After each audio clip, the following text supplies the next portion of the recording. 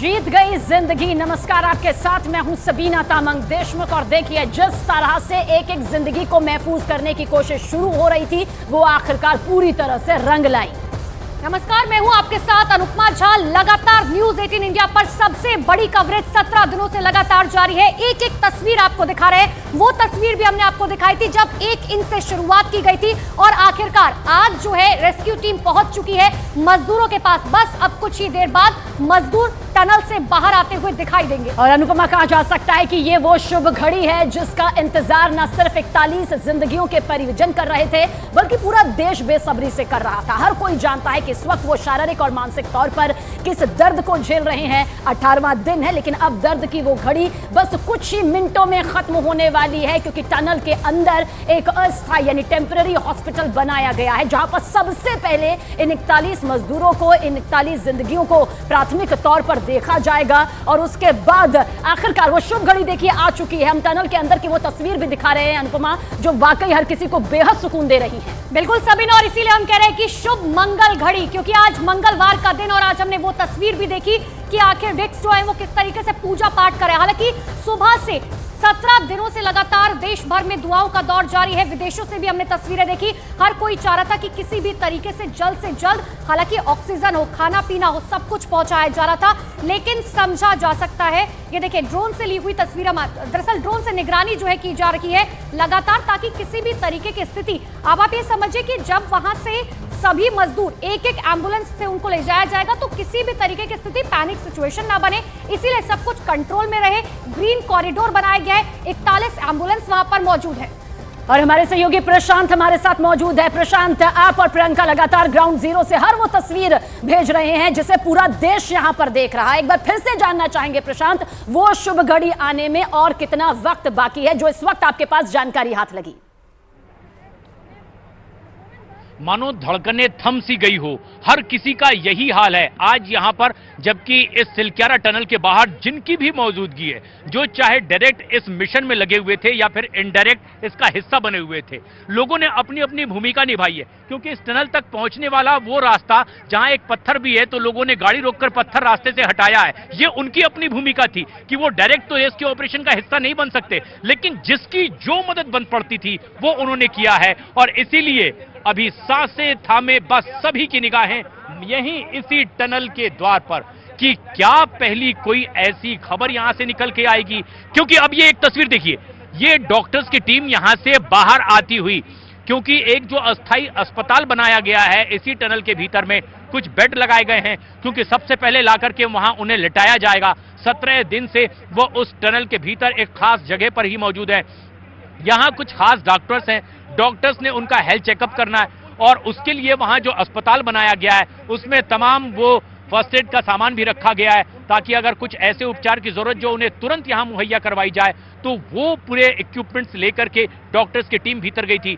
2 doctors अभी बाहर आए हैं और फिर एक और एक्सपर्ट्स को कुछ संदेश दिया गया है जो कि भीतर दाखिल होता हुआ इस वक्त दिखाई दे रहा है। लेकिन सभी की निगाहें इस बात पर है कि एम्बुलेंस जो भीतर दाखिल हुई थी, क्या वो पहले उस मजदूर को लेकर बाहर आएगी, क्योंकि आज 17वां दिन है और 17 दिन से लगातार दिन रात ये कोशिश जारी थी कि किसी भी दिशा से, कहीं से भी ये कामयाबी मिले कि टनल तक वो रास्ता बनाया जाए उन मजदूरों तक, और उन तक पहुंचा जाए जिन तक अब उम्मीद की किरण पहुंचानी है। अब जबकि 4 से ज्यादा का वक्त होने लगा है इस पहाड़ी इलाके में, अब पहाड़ों के पीछे सूरज छिप चुका है और अब कुछ ठिठुरन बढ़ती हुई दिखाई दे रही है। टेम्परेचर और डाउन होता हुआ, ठिठुरते और कपकपाते हाथ से भी मेरे सहयोगी युगल ठाकुर मजबूती से कैमरा संभाले हुए हैं, और ये अपने अपने तरीके से योगदान देने का तरीका है इस मिशन में, जहां तमाम एक्सपर्ट जो हैं वो अपनी भूमिका निभा रहे थे। इंटरनेशनल लेवल के टनल एक्सपर्ट्स की भी मौजूदगी थी। अर्नल्ड डिस उनमें से एक थे जो बता रहे थे कि किस तरह का काम ऐसी आपदा के वक्त किया जाता है। वो लगातार यहां पर बैठे हुए थे, उन्होंने देखा कि किस तरह से पूजा अर्चना लोग कर रहे हैं। हर वो खासोआम इस बाहर बनाए गए अस्थायी मंदिर में माथा टेक कर प्रार्थना करके अंदर जा रहा है। अर्नल्ड डिस आज सुबह से ही जब उन्होंने देखा कि अब पूरी कमान आखिर में जांबाज उन्हीं रेड माइनिंग के हाथों में है, तो उन मजदूरों के हाथों में कमान सौंप करके अर्नल्ड डिस भी यहां पूजा अर्चना करते हुए दिखाई दिए।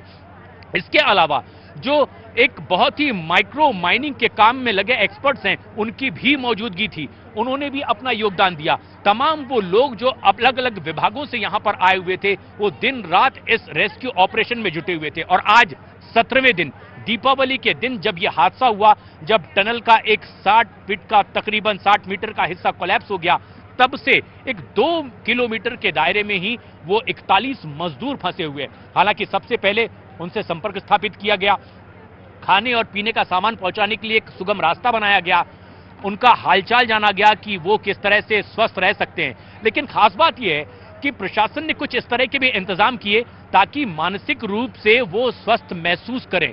इसके लिए चाहे लूडो या शतरंज जैसे खेल भी उन तक पहुंचाए गए ताकि वो खेलते रहें, उनके स्वास्थ्य की जानकारी ली गई, जरूरत का कुछ और सामान जो उनको महसूस होता था उन तक के पहुंचाया गया। खास बात यह भी है कि जो 17 दिनों तक इस टनल में मजदूर फंसे रहे, उन्हें योग करने की भी सलाह दी गई थी, क्योंकि योग के जरिए वो मानसिक रूप से और ज्यादा मजबूत रह सकते थे, साहसी बन सकते थे। और यही करवाया भी गया है ताकि इधर कोशिशें जारी रहे। पूरी कोशिश यहाँ पर की जा रही थी किसी भी तरीके से जब वो बाहर भी निकले तो पूर्ण रूप से स्वस्थ हो। हालांकि उसके कई इंतजाम भी वहां पर किए गए हैं, निगरानी लगातार इन मजदूरों पर रखी जा रही थी शुरुआत से ही। और ये तस्वीर आप देखिए, ये बहुत ही महत्वपूर्ण तस्वीर हो जाती है क्योंकि वो पल अब बेहद करीब है जब ये 41 मजदूर 18वें दिन अब बाहर निकल आएंगे। उत्तरकाशी से लाइव तस्वीर हम आपको दिखा रहे हैं। टनल के अंदर कई सारे इंतजाम किए गए हैं, एक छोटा हॉस्पिटल भी वहां पर बनाया गया है। जो डॉक्टर्स हैं वो भी अब इंतजार कर रहे हैं क्योंकि रेस्क्यू टीम अब बेहद करीब पहुंच चुकी है इन 41 मजदूरों के। और वो पल, वो वक्त अब दूर नहीं होगा जब ये 41 मजदूर इस टनल से बाहर आएंगे। और वो तस्वीर भी हम आपको दिखाएंगे, लेकिन उसी तस्वीर का इंतजार यहां पर प्रियंका लगातार किया जा रहा है। प्रियंका, आप काफी लंबे वक्त से वहां पर हैं। देखिए, अब जो शाम है, जो रात है, वो बेहद खतरनाक होती है पहाड़ों की, और अंधेरा भी बहुत ज्यादा जल्दी होता है। तो कितना वक्त अभी और लग सकता है? रेस्क्यू टीम का क्या अनुमान है? देखिए, हमें ये बताया गया था कि जो ब्रेक थ्रू है वो 57 मीटर पे है। साथ ही साथ ये भी बताया गया था कि हो सकता है कि पाइप को 57 से 60 मीटर तक भी डाला जाए। 3-3 मीटर के ये पाइप जो थे आखिर मोमेंट पे जो मैनुअल ड्रिलिंग के बाद डलने शुरू हुए, वो 3-3 मीटर के डल रहे थे। इसीलिए अब ये अंदाज़ा लगाना हमारे लिए मुश्किल हो रहा है क्योंकि ऑफिशियल जानकारी कोई आ नहीं रही है। जो तस्वीरें आ रही हैं वो बस इतना मालूम चल रहा है कि अस्थायी अस्पताल वहाँ पर बनाया गया है। तो अगर ये एक और पाइप डालने की कोशिश की जा रही होगी ताकि पूरी तरीके से सेफ पैसेज रहे, हालांकि उसके चांसेस कम है, इस वजह से भी शायद ये वक्त लग सकता है। लेकिन ये पहले भी हमें जानकारी दी गई थी कि जब पाइप मजदूरों तक पहुंच जाएगा उसके बाद भी 2 से 3 घंटे का समय लगेगा। ये पहले भी जानकारी हमारे पास थी क्योंकि ये कहा जा रहा था कि ये ऑपरेशन देखने में आसान है पर एनडीआरएफ एसडीआरएफ जब इसे करेगी तो उनके लिए मुश्किल रहेगा। आप समझिए कि यहाँ से वहाँ तक की दूरी भी, मैं अगर एक मोटे तौर पर देखूँ कि यहाँ से टनल तक की दूरी भी अगर मान लीजिए कि 50 मीटर की है तो 50 मीटर के ही ये पाइप्स जो है वो डले हुए हैं। इन 50 मीटर के पाइपों में एनडीआरएफ एसडीआरएफ के जो जवान हैं वो क्रॉल करके, यानी घुटनों के बल रस्सियां बांधकर अंदर जाएंगे। उतना समय वहां पर लगेगा। उसके बाद वो तमाम लोगों से वहां पर मिलेंगे, उनको देखेंगे जिसको उनको लगेगा कि पहले भेजने की जरूरत है, जो सबसे ज़्यादा मान लीजिए उम्र में सबसे ज़्यादा है या जिनकी तबीयत हल्की ठीक नहीं लग रही है,